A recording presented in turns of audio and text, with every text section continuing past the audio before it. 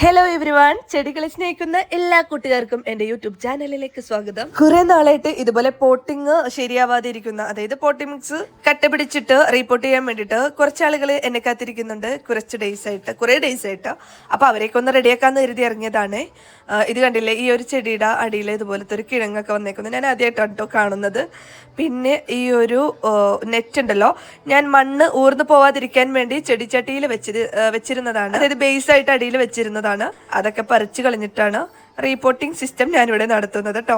സാധാരണ ഇപ്പോൾ എൻ്റെ എല്ലാ വീഡിയോസിലും എൻ്റെ പച്ചക്കറി കൃഷിയാണ് കാണിക്കാറല്ലേ.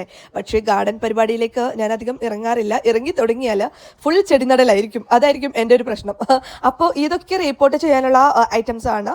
കുറേ നാളുകളായിട്ട് മണ്ണൊക്കെ കട്ടുപിടിച്ച് എന്നെ വിളിച്ചുകൊണ്ടിരിക്കുന്ന ആൾക്കാരാണ് ഇവരൊക്കെ.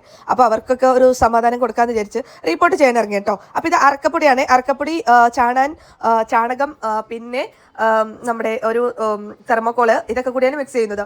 അറക്കപ്പൊടി ഉണ്ടല്ലോ, ഞാൻ ഒരു ചാക്ക് ഫുൾ അറക്കപ്പൊടി എൻ്റെ കയ്യിൽ ഉണ്ടായിരുന്നു. അതെല്ലാം ഞാൻ വെള്ളത്തിലിട്ട് ഒരു മൂന്നാലഞ്ച് ദിവസത്തോളം വെള്ളത്തിലിട്ട് അതൊന്ന് കുതിർത്തി പുളിപ്പ് കളഞ്ഞ് വെയിലത്തിട്ട് ഉണക്കി സാഫിട്ട് ചാക്കിൽ കെട്ടി വെച്ചതാണ്. അപ്പം അത് നമുക്ക് ഇതിൽ ഉൾപ്പെടുത്താം കേട്ടോ. ചകിരിച്ചോറിന് പകരമാണേ. അപ്പം ഇത് കണ്ടോ, ഇത്രയും മണ്ണ് ബാക്കി വന്നു കേട്ടോ.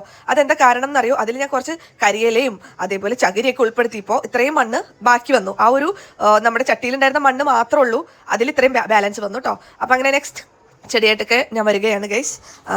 കുറച്ച് പേരെയൊക്കെ ഒന്ന് റിപ്പോർട്ട് ചെയ്യാനുണ്ട്. അവരൊക്കെ വളർച്ച മുരടിച്ച് നിൽക്കുന്നത് ഇതേപോലെ നമ്മുടെ ചെടിച്ചട്ടിയിൽ മണ്ണൊക്കെ ഒന്ന് കട്ട പിടിച്ചിട്ടാണ് അതിൻ്റെ ഒരു പ്രശ്നം. ആക്ച്വലി ചെടി പരിപാലനം എന്ന് പറയുമ്പോൾ അതിൻ്റെ പുറകെ നടന്ന് നമ്മൾ ചെയ്യുമ്പോഴാണ് അതിൻ്റെതായ ഒരു നല്ല റിസൾട്ട് കിട്ടുള്ളൂ. അതെല്ലാവർക്കും അറിയാവുന്ന കാര്യമാണ് അല്ലേ. നമ്മൾ ഭക്ഷണം കഴിക്കുന്ന പോലെ തന്നെയാണ് ചെടികൾക്കും. എന്ന് വെച്ചാൽ നമ്മൾ ഇന്നിപ്പോൾ കഴിക്കുന്ന ഫുഡ് ആയിരിക്കില്ലല്ലോ നാളെ കഴിക്കുക. എല്ലാ ദിവസവും ഒരേ ഫുഡ് കഴിക്കാൻ നമുക്ക് ഇഷ്ടമാണോ? ഇല്ല. അതുപോലെ അതുങ്ങൾക്ക് വളങ്ങൾ മാറി മാറി കൊടുക്കുകയാണെങ്കിൽ ഇവരുടെ വളർച്ചയിലും നല്ലൊരു വ്യത്യാസം നമുക്ക് കാണാൻ പറ്റും.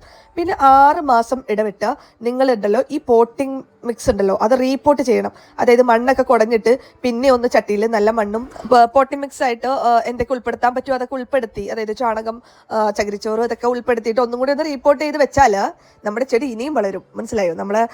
നമ്മളെ ഈ ഒരു ചെടിച്ചട്ടി നല്ലോണം തിക്കായിട്ട് ബുഷിയായിട്ടൊക്കെ നിൽക്കാൻ കാരണമാകും. അപ്പോൾ നമ്മൾ ഇതിൻ്റെ പിന്നാലെ ഒന്ന് പരിപാലിച്ചൊക്കെ ഒന്ന് തലോടി സ്നേഹിച്ചൊക്കെ നടന്നാലാണ് നമ്മുടെ ചെടി അതുപോലെ തിരിച്ച് നമുക്ക് ആ ഒരു റിസൾട്ട് തരുള്ളൂ. മനസ്സിലാവുന്നുണ്ടോ? പൂക്കളുള്ള ചെടികളൊക്കെ എൻ്റെ ഒത്തിരി ഉണ്ടായതാണ്. അതൊരു 3 വർഷം മുമ്പാണ്. ആ സമയത്തൊക്കെ ഞാൻ അതിൻ്റെ പരിപാലനത്തിൻ്റെ ഒരു പ്രശ്നം ഉണ്ടായിരുന്നു. ഞാൻ പറഞ്ഞില്ലേ, എനിക്കൊരു പഴയ കാലം ഉണ്ടായിരുന്നു. ഡിപ്രഷനും കാര്യങ്ങളും ആ ഒരു സ്റ്റേജിൽ നിന്നൊരു കാലം ഉണ്ടായിരുന്നു. ആ ടൈമിൽ എൻ്റെ ഡിപ്രഷൻ മാറാൻ വേണ്ടിയിട്ടും കൂടിയാണ് ഞാൻ ഓരോന്ന് നഴ്സറിയിൽ ഓരോ ടൈമിൽ പോയി പല ചെടികൾ വാങ്ങി എൻ്റെ വീടിൻ്റെ മുറ്റത്തൊക്കെ പൂക്കളുള്ള ചെടികളും അങ്ങനെയൊക്കെ ആയിരുന്നു എൻ്റെ ഒരു ലൈഫ് പോയിക്കൊണ്ടിരുന്നത്. പക്ഷെ അതിനെ പരിപാലിക്കാൻ എനിക്ക് നല്ല മടി. നമുക്ക് അങ്ങനെയാണല്ലോ, ഡിപ്രഷനൊക്കെ ബാധിച്ചതിന് നമ്മുടെ ലൈഫ് തന്നെ പോയ ഒരു അവസ്ഥയാണ്. അപ്പം അങ്ങനെ ഒരു അവസ്ഥയിൽ നിൽക്കുമ്പോൾ ഞാനിതിനെ പരിപാലിക്കാറുണ്ടായില്ല. അതനുസരിച്ച് എൻ്റെ ചെടികളൊക്കെ നശിച്ച് പോവാനിടയായി. വെള്ളം പോലും ഒഴിക്കാത്ത ദിവസങ്ങളുണ്ടായിരുന്നു. അങ്ങനെ എൻ്റെ ചെടികളൊക്കെ നഷ്ടപ്പെട്ടു പോയതാണ്. ഇപ്പോൾ എനിക്ക് ഫ്ലവറിങ് പ്ലാന്റ്സിനോട് വലിയ താല്പര്യമില്ല. അതുകൊണ്ടാണ് ഞാനിങ്ങനെ ഇലച്ചെടികളോട് കൂടുതൽ കമ്പമായിട്ട് ഇങ്ങനെ നിൽക്കുന്നത്. പക്ഷേ ഇനിയും ഫ്ലവറിങ് പ്ലാന്റ്സ് എനിക്ക് കൊണ്ടുവരണം, എൻ്റെ ഗാർഡനിലേക്ക് എത്തിക്കണം എന്നൊരാഗ്രഹമുണ്ട്. പിന്നെ എനിക്ക് സ്ഥലപരിധിയുണ്ട്. സ്ഥലം ഇച്ചിരി കൂടി ഉണ്ടായിരുന്നെങ്കിൽ ഞാൻ പൊളിച്ചടുക്കിയേനെന്നൊക്കെ പറയാം. പക്ഷേ സ്ഥലം കുറവായതുകൊണ്ടാണ് ആ ഉള്ള സ്ഥലത്ത് നമുക്ക് ഓളം പോലെയൊക്കെ ചെയ്യാമെന്ന് വിചാരിച്ചത്.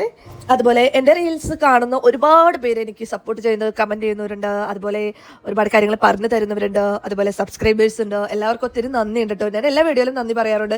കാരണം എനിക്ക് ഭയങ്കര സന്തോഷമാണ്. നമ്മളെ അക്സെപ്റ്റ് ചെയ്യാനും നമ്മളെ കാണാനൊക്കെ കുറേ ആളുകൾ നമ്മുടെ ചുറ്റുമുണ്ടെന്ന് അറിയുമ്പോൾ ഭയങ്കര സന്തോഷമായിരിക്കും അല്ലേ. അപ്പോൾ എൻ്റെ വീഡിയോസ് ഇതുവരെ പുതിയതായിട്ട് കാണുന്നവരും എല്ലാവരും നല്ല സപ്പോർട്ടായിട്ട് കട്ട സപ്പോർട്ടായിട്ട് നിൽക്കണം. അതിൻ്റെ ഒരു ആഗ്രഹം കേട്ടോ. കുറേ നാളുകളായിട്ട് യൂട്യൂബ് ഒന്ന് സക്സസ് ആവാൻ വേണ്ടി ഒരുപാട് പാട് കഴിക്കുന്നുണ്ട്. ഈ ഒരു ചാനലല്ല, ഒരു 3-4 വർഷം മുമ്പ് ഒരു അടിപൊളി ചാനൽ എനിക്കുണ്ടായിരുന്നു. നഷ്ടപ്പെട്ടു പോയതാണ്. എന്തോ ഒരു സ്ട്രൈക്ക് ലൈവ് സ്ട്രീം വന്നപ്പോൾ നഷ്ടപ്പെട്ടു പോയതാണ്. എന്താന്ന് പോലെ എനിക്ക് മനസ്സിലാവാത്ത രീതിക്ക് പോയിട്ടുണ്ട് കയ്യിൽ നിന്ന്. അപ്പോൾ അതിലൊക്കെ നല്ല വിഷമം ആയിട്ട് നിർത്തിവെച്ച പരിപാടിയാണ് യൂട്യൂബ് എന്ന് പറഞ്ഞ പരിപാടി. പിന്നെ ഇപ്പോൾ തുടങ്ങിയേക്കണത് വലിയൊരു ഇഷ്ടത്തോടു കൂടിയാണ്. അപ്പോൾ റിപ്പോർട്ടിംഗ് ഒക്കെ കുറച്ച് ചെയ്തതിന് ശേഷം നമ്മളെല്ലാവർക്കും വെള്ളമൊക്കെ കൊടുക്കുവാണേ. ഇനിയും റിപ്പോർട്ട് ചെയ്യാൻ ഒത്തിരി പേര് ഇവിടെ റെഡി ആയിട്ടിരിക്കുന്നുണ്ട്. എന്നെ റിപ്പോർട്ട് ചെയ്യൂ എന്ന് പറഞ്ഞിട്ട്. നെക്സ്റ്റ് വീഡിയോ ആയിട്ട് ഇനി ഞാൻ വരാവേ. Okay, by.